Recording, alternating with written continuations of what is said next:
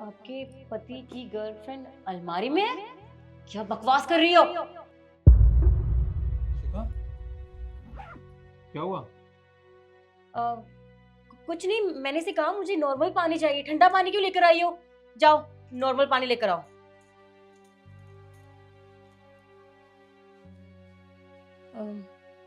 निखिल, वो मैं तुम्हें एक बात बताना भूल गई। मम्मी का फोन आया था, वो मुझे घर बुला रही है, तो मैं जाऊं? घर बुला रही है? यार अचानक से फोन कैसे आ गया उनका? चलो कोई बात नहीं, अगर तुम्हें घर जाना है तो तुम चलो, मैं तुम्हें ड्रॉप कर दूंगा। हाँ, पहले मैं चेंज कर लेती हूँ, उसके बाद चलते हैं। अरे रुको, तुम्हें चेंज करने की क्या जरूरत है यार? अब कपड़े तो तुमने ठीक ठाक पहन रखे हैं ना, तो ऐसे ही चली जाओ ना। नहीं निखिल, घर जाना है, अच्छे कपड़े पहन के जाऊंगी ना। साड़ी पहन के थोड़ी ना जाऊंगी मैं अलमारी में से कपड़े निकाल कर चेंज करके फिर जाती हूँ। शिखा सुनो, अरे तुम्हें ये कपड़े अच्छे नहीं लग रहे। अरे 20,000 रुपए की साड़ी है ये, और तुम्हें बिल्कुल अच्छी नहीं लग रही। देखो मैं कह रहा हूँ, अच्छा तुम्हें कपड़े चेंज करने हैं ना, तुम एक काम करो, तुम घर जा रही हो अपनी माँ से मिलने, तो तुम पहले फ्रेश हो जाओ, मैं तुम्हारा सामान पैक कर देता हूँ। तुम क्यों करोगे? आज से पहले तुमने कभी किया है जो आज करोगे? मैं कर लूंगी। तुम ऑफिस के लिए निकलो, मैं जरा कपड़े निकाल लूं। यार शिखा, यार तुम मेरी बात समझने की कोशिश क्यों नहीं कर रही हो?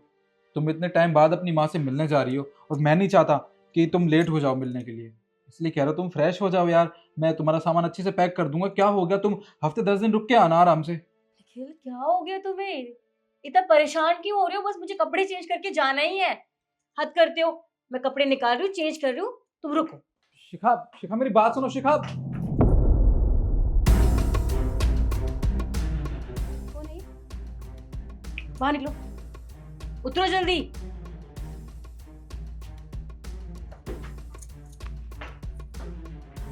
कौन है ये? कौन है ये निखिल? हमारे घर में हमारी अलमारी में क्या करी थी? कुछ बताओगे तुम मुझे? मैं तुम्हें बताता हूँ, ये ना मेरी ऑफिस की बहुत अच्छी दोस्त है, और हम दोनों साथ में कॉलेज में भी साथ ही पढ़ते थे, और ये इतने दिनों बाद घर पे आई थी, तो हम ट्रूथ एंड डेयर खेल रहे थे, तो मैंने इसे डेयर दिया था कि ये अलमारी में छुप जाए, बस और कुछ नहीं। बस करो निखिल, इतना झूठ बोलने की जरूरत नहीं है। छोटी बच्ची नहीं हूं मैं। ट्रूथ और डेयर खेल रहे थे? तुम खेल खेल रहे थे, मेरी जिंदगी के साथ खेल रहे थे तुम। निखिल, इतना बड़ा धोखा। तुम तुम शादी के बाद अफेयर चला रहे हो और मुझे कुछ पता नहीं है। मैं पागलों की तरह तुम पर भरोसा करती रही, और तुम ये सब कर रहे थे इसके साथ। देखो मैं तुम्हें एक्सप्लेन कर सकता हूँ मेरी। बस करो यार, तुम्हें कुछ एक्सप्लेन करने की जरूरत नहीं है। और तुम खड़ी क्यों? पहले तुम निकलो यहाँ से मैं बात करती हूँ। निकलो। शिखा, देखो तुम गुस्सा मत करो, और तुम्हें एक बात बताऊं, इसमें सारी गलती तुम्हारी है। अरे तुम मुझे टाइम देती थी क्या? जब भी मैं ऑफिस से थक हार के आता हूँ, तुम क्या कहती हो, खाना खाओ और सो जाओ। ऑफिस जाता हूँ, तब भी तुम मुझसे ठीक से बात नहीं करती हो।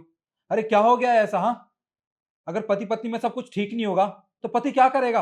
अरे बाहर तो जाएगा ही ना। इसमें मेरी कोई गलती नहीं है शिखा, मैं तुम्हें आखिरी बार ये बात बता रहा हूँ। एक्चुअली ये सेम चीज तो मेरे साथ भी है। तुम मुझे कौन सा टाइम देते हो? तुम्हें पता है मैंने ऑफिस ज्वाइन क्यों किया? सिर्फ अपने लिए।